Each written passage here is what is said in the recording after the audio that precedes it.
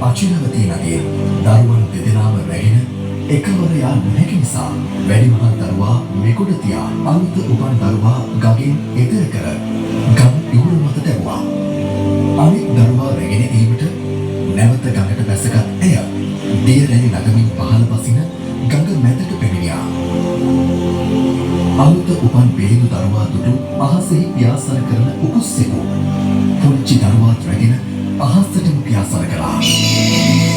පටාචාරා දරු සෙනෙහසින් විලාප තියමින් හඬමින් කෑ ගැසුවා. අත්පුඩි දරුවා එය දුටු වැඩිමහල් දරුවා අම්මා තමාට අඬගසනවා යයි සිතමින් එගොඩ තනා යන ගඟට බැස්සා. වැඩිමහල් දරුවා පටාචාරාගේ ඇස් ඉදිරි පිටව මහා දියරළ අතරේ නොපෙනී ගියා.